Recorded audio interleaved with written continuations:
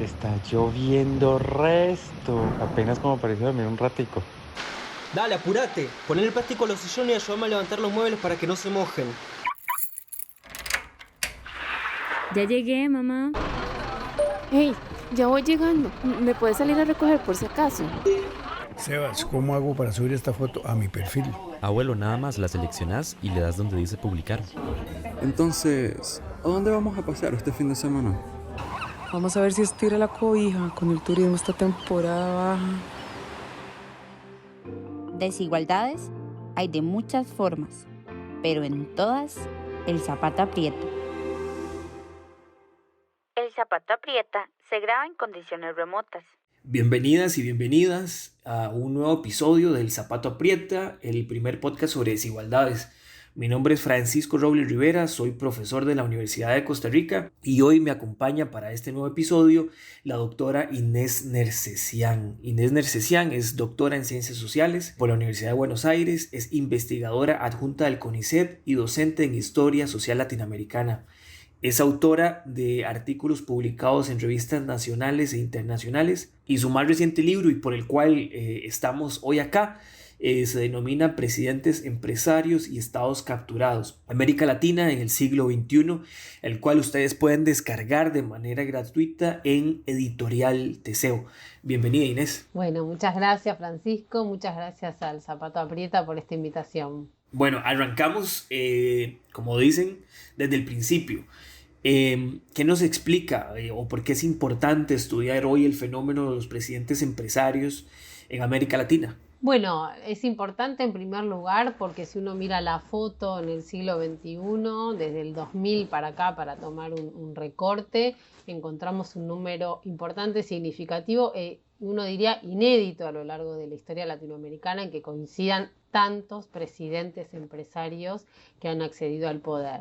Por lo menos 8, 9, 10 si contamos desde Centroamérica hasta el Cono Sur, ahora después los vamos a ir viendo quiénes son. Ahí ya tenemos por lo menos una invitación a preguntarnos acerca del porqué. Las explicaciones son, como todo fenómeno, tiene múltiples variables para poder explicar. Yo elegiría 3 de ellas. La primera tiene que ver con la crisis que dejaron los gobiernos de la década de los 90, principios del 2000, una crisis de legitimidad de los partidos, pero sobre todo más que los partidos, de los elencos dirigentes, ¿no? Eso motivó a que surgieran nuevas iniciativas diversas en los distintos países según las características que hubo en cada caso. La segunda dimensión que me parece significativa tiene que ver con el surgimiento, el auge o el proceso que hubo con los llamados gobiernos postneoliberales o la llamada marea rosa, según la definición, o gobiernos progresistas, según la definición que querramos tomar, que, bueno, despertó cierta preocupación para el campo de las derechas o de los poderes económicos o de los poderes fácticos, y eso motivó también otra vez la pregunta por, bueno, cómo regresar al gobierno, cómo volver en esta puja, ¿no?, entre de fuerzas o de construcción de modelos alternativos en América Latina. Y la tercera pregunta o la tercera dimensión que podemos pensar tiene que ver con quiénes son estos presidentes empresarios, ¿no?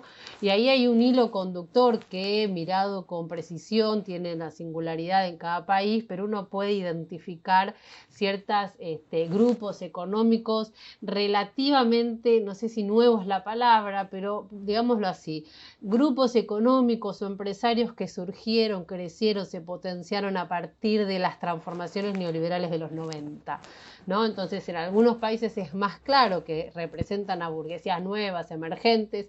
En otros países no es tan evidente que sean nuevas burguesías, sino sectores que se vieron enriquecidos y se potenciaron allí. Entonces, me parece que hay un actor nuevo, e incluso generacionalmente. Si nosotros tomamos, por ejemplo, el caso de Argentina con Macri, que es el que siempre genera como interrogante, porque vos decís, bueno, es la misma familia, ¿no?, que Franco Macri, bueno, es el mismo apellido. Bueno, Mauricio Macri, representa a este nuevo sector empresarial, no sé si nueva es la palabra, ¿no?, pero que tiene rasgos novedosos de este sector empresarial con un perfil más gerencial, con otra mirada, en un capitalismo también diferente. Muy interesante esto que nos decís. Tal vez una cosa que olvidé anotar incluso en mi lista de preguntas es, bueno, ¿de qué hablamos cuando hablamos de presidentes empresarios? ¿Qué son estos presidentes empresarios? Bueno, estamos hablando, vamos a nombrar las figuras, quiénes son, ¿no? Desde el 2000 para acá podemos empezar por Fox en México, empresario de la Coca-Cola.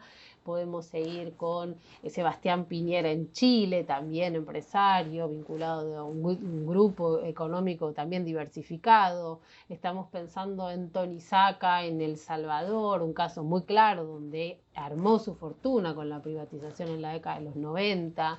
Estamos pensando en Horacio Cartes en Paraguay, también empresario tabacalero, que también expresa una burguesía distinta, o sea, una fracción de la burguesía o de los grupos económicos distinta a aquella que había crecido al amparo de la construcción estatal y demás. Bueno, estamos pensando en Mauricio Macri. También podemos tirar del hilo, no está en el libro, pero el caso de Ecuador también, con Guillermo Lasso, otro empresario vinculado al mundo banquero, siguiendo en El Salvador el propio Bukele. Bueno, podemos seguir reconstruyendo. En Colombia, yo tomo el caso de Uribe, que no es el perfil del típico empresario, ¿no?, de traje como Piñera, Macri y demás, sino es un perfil de un terrateniente también que generó un grupo diversificado en un país singular como Colombia, con toda la cuestión del narcotráfico y la violencia que viene de la mano. Y después hay explicaciones que uno puede, cuando mira cada caso, explicaciones más subjetivistas, si se quieren, ¿no? De por qué estos empresarios han optado por lo que decimos meterse en política. También hay explicaciones de orden individual, hay explicaciones bien coyunturales, ¿no?, del individuo, de la dimensión política en cada caso. Abrís la ventana o abrís la puerta para la siguiente pregunta, o incluso lo has mencionado ya varias veces. Si querés, volvamos un poquitito a esto. Uno, a los orígenes y qué relación tiene con otros procesos económicos, ¿verdad? Lo hablabas con respecto a la década del 90. Y una tercera pregunta, ¿por qué deciden estos empresarios que tienen una vida de éxito, que salen en portadas, deciden insertarse en un mundo que es muy trágico para la mayoría de las personas, que es el mundo de la política? Bueno, me parece que hay un punto donde empezar a tirar del hilo, por decirlo de alguna manera, que es la década de los 90. Ahí pareciera ser que hay una especie de incorporación de los empresarios en el mundo de la política, ¿no? ¿De qué manera? Ocupándose en general carteras sensibles, ¿no?, lugares claves en determinados gabinetes como el Ministerio de Economía, de Hacienda, Energía y Minería, ¿no?, como lugares muy sensibles y muy típicos. Sin embargo, si uno mira y compara la década de los 90, que uno dice, bueno, es el momento del auge del neoliberalismo y demás, tampoco hubo en ese momento tantos presidentes empresariales. Hubo 2 o 3, los podemos contar con la mano, ¿no? Entonces ahí hay una diferencia sustantiva con esto que vemos en el siglo XXI y que merece la pregunta, ¿no? Bueno, en el siglo XXI pareciera haber mayor sistematicidad en la ocupación de cargos en el gobierno. ¿Por qué ocurre esto? ¿Por qué es una novedad, no? Históricamente hubo relación entre el poder fáctico y el poder político. Eso no es una novedad ni en la década de los 90 ni del siglo XXI. Lo que sí pareciera ser una novedad es el modo en que esto se produce, ¿no? Y esta decisión de ocupar directamente los resortes del Estado. ¿Por qué ocurre? Bueno, la dimensión estructural un poco era la que mencionábamos antes, ¿no? Esta idea de la crisis, no diría de los partidos, porque si querés después podemos ver que muchos de estos empresarios utilizan a los viejos e históricos partidos como trampolín para llegar al poder, pero sí quizás de aquellos elencos dirigentes que no pudieron dar respuesta y frente a la crisis que había dejado ese modelo de profundas desigualdades que fue la década de los 90. Entonces, crisis de los elencos dirigentes y ese miedo a que Cuba, Venezuela y el fantasma el fantasma Venezuela como el gran demonio para América Latina irradian al resto de los países. Entonces la necesidad de, bueno, vamos a ocupar nosotros ahora los resortes del Estado. Y esto viene de la mano con una cosa más, con un añadido, ¿no? Esta idea de, bueno, somos los empresarios, vamos a ocuparnos nosotros de los resortes del Estado, con una idea de la meritocracia como una variable de discriminación positiva. Y si vos ves, en todos estos gobiernos que yo mencioné, en prácticamente todos hay declaraciones del tipo: somos los mejores, el mejor equipo de los 50 años, dijo Macri en Argentina, la selección nacional, somos el gabinete de lujo, el gabinetazo, dijo Fox. En cualquiera de ellos podemos encontrar esta reivindicación del mérito, esta idea de vamos a trasvasar la expertise que adquirimos en el mundo privado, donde somos exitosos, donde sabemos manejar el mundo de los negocios y tenemos las ideas nuevas provenientes del mundo del marketing, los negocios, y nuestra formación la vamos a trasvasar al Estado, ¿no? Hay esta idea como, un poco que eso es semejante a todos ellos. Eso es súper interesante. Bueno, en Costa Rica estaremos en proceso electoral para el próximo 2022 y ya se han perfilado varios empresarios de una cantidad sin precedentes, candidatos presidenciales. Vamos a tener alrededor de 22 candidatos presidenciales y varios de ellos son empresarios. Es muy interesante esto que decís. Ahora, ¿qué sería lo más particular de esa visión empresarial que intentan estos presidentes empresarios, o cómo trasladan esa visión a la política pública? Hay una idea de traer este concepto de la meritocracia, la eficiencia, una idea de que lo público y todo lo relativo a la política, lo público y el Estado está viciado y cargado, tiene una carga negativa, y donde la eficiencia del mundo privado, la eficiencia del mérito. Pensemos también que son hombres y mujeres que tienen un tipo de formación más o menos compartida. Si no es el presidente, muchos de sus gabinetes, y hay una reivindicación de la profesionalización, nos formamos afuera, sabemos inglés, hicimos posgrados en el exterior, bueno, todo eso ponderado. Y tenemos vínculos con las élites internacionales. En un mundo financiarizado y globalizado, todo eso se pondera también como algo favorable, y esta idea de, bueno, vamos a traer esa eficiencia para el mundo del Estado.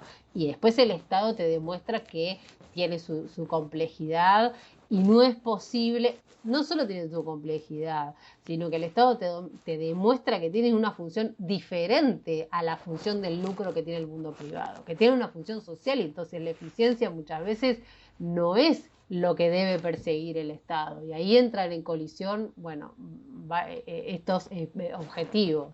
Seguimos conversando con Inés Nersesian, profesora de la Universidad de Buenos Aires, sobre su libro Presidentes Empresarios, Estados Capturados en América Latina en el siglo XXI.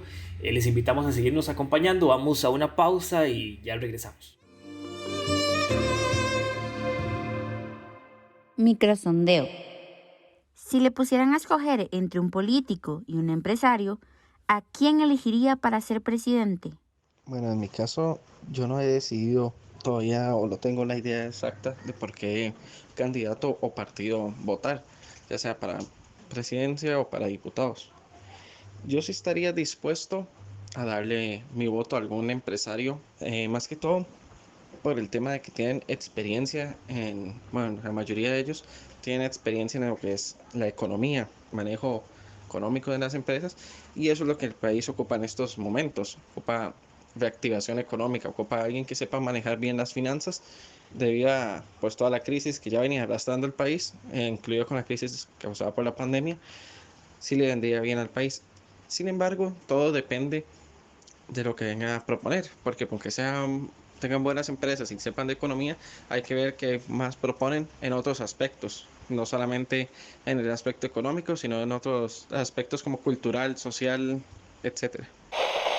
Creo que por ahora preferiría que fuese una persona con estudios en ciencias políticas la que asuma el rol de presidencia de Costa Rica, a que lo fuese una persona empresaria, porque creo que el tema de gobernar va más allá de una visión únicamente mercantil o financiera, sino que tiene que ver también con la toma de decisiones para el bienestar de los distintos grupos y comunidades del país.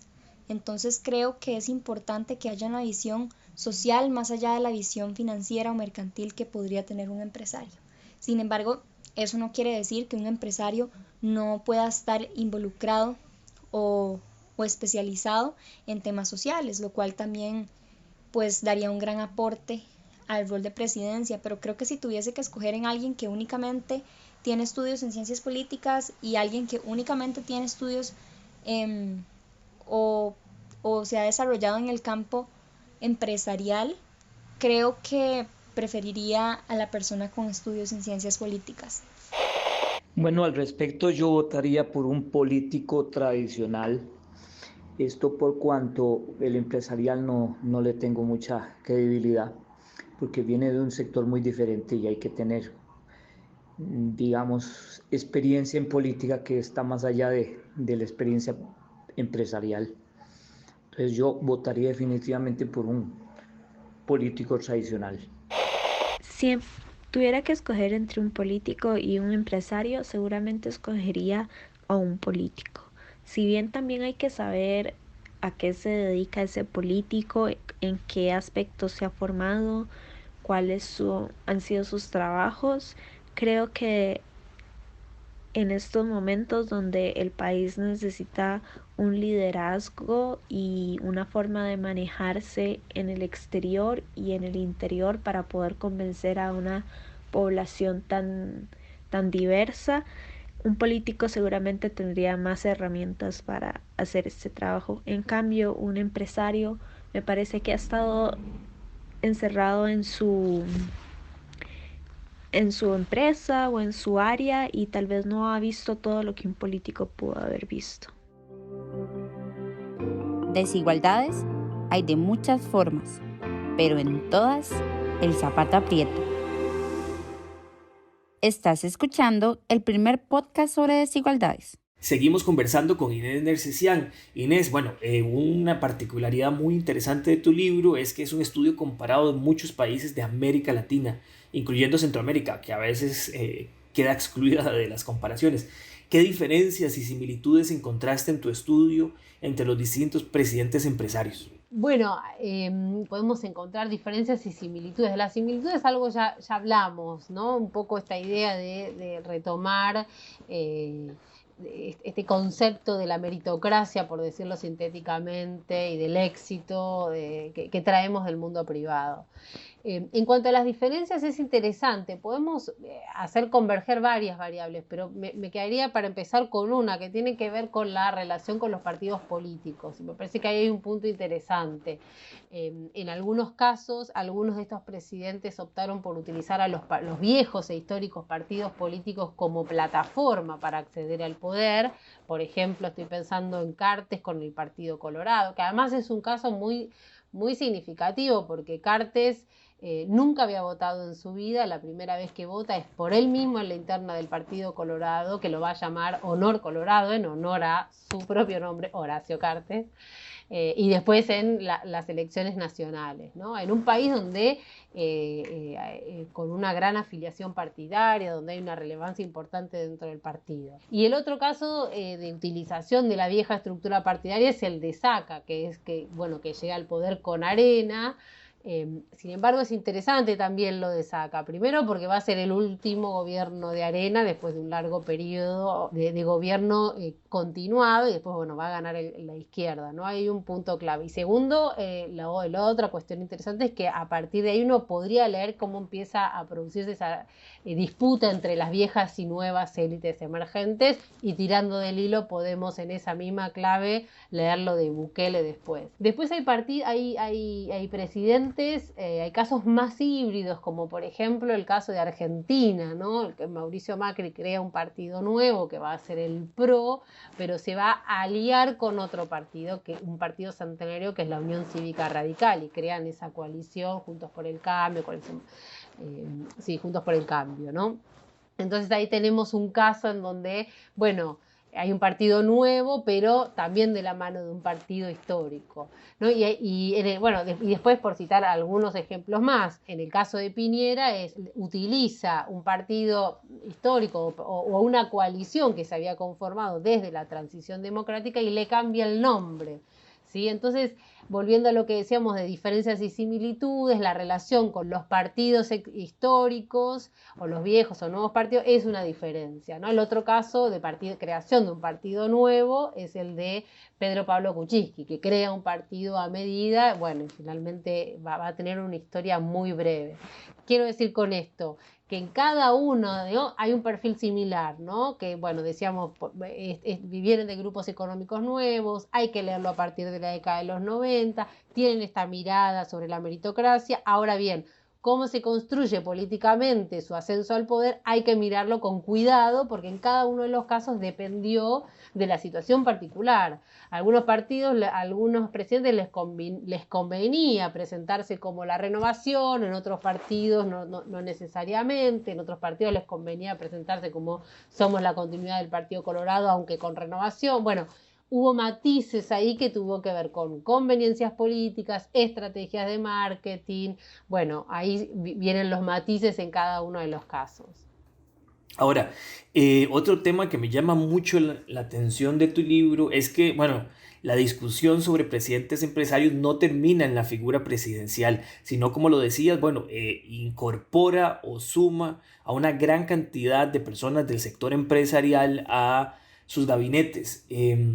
¿Puedes hablarnos un poquitito más de estas relaciones y qué implica en términos de gobernanza y de política pública, digamos, la incorporación de personas del sector privado a los gabinetes de estos gobiernos? Sí, una de las claves para este estudio fue estudiar no solamente la cabeza, la máxima conducción de estos procesos que son los presidentes, sino también, bueno, cómo componen los gabinetes, porque podría no necesariamente estar en línea, y justamente identificar en qué medida hay una ocupación sistemática de los empresarios en los distintos resortes del Estado, ¿no? Y bueno, hicimos un relevamiento para identificar el perfil de estos ministros y ministras que ocuparon los gabinetes en todos los gobiernos, y hay perfil y hay sesgos que uno podría identificar, ¿no? Uno de ellos tiene que ver con el sesgo empresarial. Muchos de ellos provienen o han participado o han tenido experiencia íntegramente relacionada en el mundo privado, y el primer paso que hacen es acceder a el gobierno porque los llama por teléfono el presidente de turno. Hay otros casos en donde se identifica, el caso de Perú, por ejemplo, es un caso más claro de puerta giratoria, porque hay muchas trayectorias de ministros o ministras que entran y salen del mundo privado y público en la medida en que llega el presidente de turno afín a sus intereses, se incorporan al gabinete y luego vuelven al mundo privado. Pero bueno, hay un sesgo que uno puede identificar, hay un sesgo también en la formación académica. En su mayoría tienen posgrados, en su mayoría se han recibido en las carreras de economía, hay una fuerte presencia de economía, que esto es una característica quizá, para ponerlo también, relativizar un poco, no solo de estos gobiernos empresarios, sino la tendencia, ¿no?, del capitalismo y del Estado en América Latina, ¿no? Si antes teníamos una preeminencia de abogados, bueno, en general los gabinetes se están tendiendo se vio en Chile, otros autores lo han trabajado ya muy bien, se ve también en Argentina, pero acá no solamente que provienen del mundo de la economía, donde se ve sobre todo es en los posgrados, donde los posgrados sí son en administración, finanzas y demás, y muchos de ellos formados en los Estados Unidos. Pocos hacen recorrido latinoamericano en materia de formación. Entonces hay un sesgo ahí indudable que tiene que ver con un sesgo de un perfil empresarial, ¿no?, que tiene una mirada en ese sentido. Ahora, una pregunta jugando de abogado del diablo. Teniendo en cuenta esta mayor preparación y formación académica de estos presidentes y de sus gabinetes, ¿ha habido una mejor gestión de la política pública en estos gobiernos? Bien, no, esa es la pregunta crucial, me parece. Yo diría dos cosas. En general, el destino de estos gobiernos no fue, no sé si exitosa es la palabra, pero pocos de ellos pudieron renovar y mantenerse en el poder. No sé, por ejemplo, en Paraguay se mantuvo el Partido Colorado, pero el candidato de Cartes fue derrotado por un candidato con un perfil más político. Macri fue derrotado en elecciones nacionales. La historia de Pedro Pablo Kuczynski tampoco fue favorable. O sea, pocos de ellos, casi ninguno, sacando Uribe, el caso Uribe, pudieron dar continuidad de, si no pudieron ser ellos candidatos porque se lo impedía la legislación, poner un candidato propio. Entonces ahí hay una alerta, ¿no? Ahora bien, lo otro que a mí me parece más, como perspectiva hacia futuro, pensar es, bueno, ¿qué pasa con estas experiencias que uno podría decir en principio fallidas o no tan exitosas como ellos al menos esperaban? Una hipótesis que a mí me parece que habría que explorar es que vamos a escenarios más bien híbridos, ¿no? Donde estos empresarios, este sesgo empresarial, se va a ir misturando con perfiles políticos, ¿sí? En el caso de Argentina lo vemos claramente, porque, bueno, obviamente todas estas figuras, todas estas personas que se incorporaron al mundo político, que construyeron tanques de pensamiento, que construyeron ONG, crearon su partido, crearon sus eslogans, ¿no? Encontraron una dinámica. Esa expertise no te la llevas de vuelta a tu casa, no dejas todo y te volvés al mundo empresarial así sin más, sino que lo más probable es que caminemos hacia escenarios híbridos en donde, bueno, se combine una dinámica de este tipo de actores con la dinámica de la política. En términos de la eficiencia o qué pasó con la política pública, bueno, ahí sí hay que ver efectivamente cada caso. En Argentina claramente fue catastrófico el desenlace de lo que fue el macrismo en materia económica, ¿sí? En otros países, ¿por qué cito el caso argentino? Porque Macri viene luego de un gobierno progresista o neoliberal, como lo querramos llamar, entonces hubo un cambio en materia política económica muy sustantivo, ¿no? Como un cambio, una fractura, por decirlo de alguna manera. En otros países fue menos notable, en países en donde hay una larga continuidad de un modelo, como en Chile, ¿no? Por más que la concertación avance con políticas más progresivas, bueno, el gobierno de Piñera tuvo su impronta, pero no hay cambios abruptos tan radicales, ¿no? Como sí podemos ver en otros países. Lo mismo es el caso de Paraguay. Lo que hizo Cartes, bueno, podemos identificar algunas políticas, pero sacando la breve experiencia de Lugo, la historia de Paraguay es una historia muy difícil en materia económica, muy difícil en materia de inclusión social y demás. Bueno, muchísimas gracias, Inés. Una última pregunta, que es un tema que no necesariamente desarrollamos en este podcast, que probablemente lo hagamos en el futuro cercano, es sobre también el subtítulo, digamos, o el tema de los estados capturados que acompaña tu libro, digamos. ¿Por qué esta relación de presidentes empresarios y la captura del Estado? ¿A qué hace referencia y qué explicaría? Sí, el concepto de captura del Estado, lo primero que quisiera decir es un concepto que hay que pensarlo en relación con el modelo de acumulación, digamos, ¿no? Tenemos que pensar cuáles son los modelos de acumulación y cómo se reproduce el capitalismo en cada uno de estos países. La captura del Estado es un instrumento, es una forma de ver empíricamente cómo determinados poderes fácticos ocupan y controlan las posibilidades de un Estado de decidir tal o cual política pública. En esa clave, sin abandonar esta dimensión del capitalismo más estructural que yo mencionaba recién, en esa clave mirar la idea o la posibilidad de lo que llamamos puertas giratorias, ¿no? Lo que llamamos la captura, puertas giratorias es esto, es la entrada y salida de personas que provienen del mundo privado hacia el mundo público y viceversa, ¿no? ¿Y por qué esto es problemático para la construcción de la soberanía política, para la construcción de un Estado robusto, soberano, con posibilidades de política pública inclusiva? Bueno, porque muchas de estas figuras tienden a favorecer ese lugar de origen, ¿no? Si vos venís del mundo de una empresa privada, sos un gerente de cualquier empresa del petróleo, del rubro minería, vas al Ministerio de Minería y bueno, estás condicionado, ¿no? Evidentemente hay una condición en materia de las posibilidades de llevar tal o cual política pública.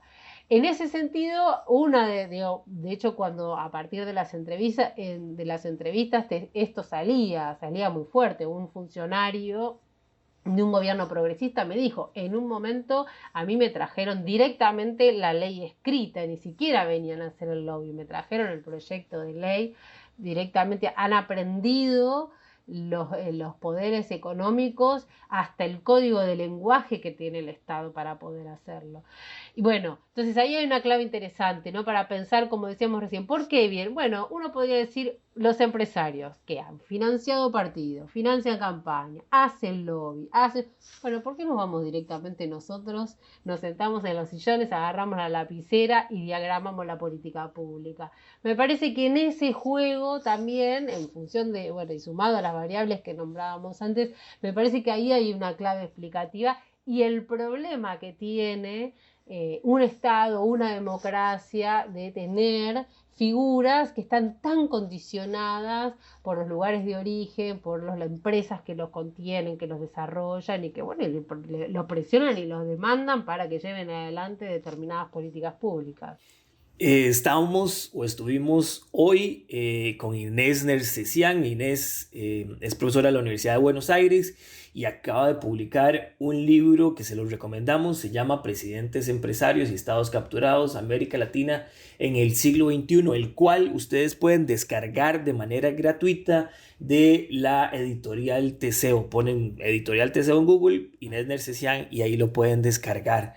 A Inés les agradecemos a ustedes también su compañía, y teniendo en cuenta que en el caso particular de Costa Rica vamos a tener elecciones en el 2020-22, sin lugar a dudas el podcast del día de hoy con Inés será un podcast que nos ayude a informarnos sobre los candidatos que quisiéramos elegir para el 2022. Como siempre, muchas gracias, Inés. Muchas gracias, Francisco, muchas gracias al Zapato Aprieta y bueno, nos seguimos viendo para reflexionar estos temas. Muchas gracias y los invitamos como siempre a seguirnos en nuestras distintas plataformas, y en esta temporada innovamos con subtítulos para hacer mucho más accesibles nuestros podcasts a la mayoría de las personas. Así que hasta la próxima semana, nos hablamos, muchas gracias. Producción y edición, Andrés Minsky e Isaac Zúñiga. Locuciones y créditos, Kisha Méndez. Diseño gráfico, Andrés Artavia Tencio. Muchas gracias por acompañarnos. Les invitamos a escuchar todos nuestros episodios en su plataforma favorita. Puedes seguirnos en las cuentas de Facebook y YouTube del Instituto de Investigaciones Sociales. El Zapato Aprieta es una coproducción del Programa de Acumulación, Distribución y Desigualdad y el Programa Culturas, Instituciones y Subjetividades del Instituto de Investigaciones Sociales de la Universidad de Costa Rica, con el apoyo de la Escuela de Ciencias de la Comunicación Colectiva.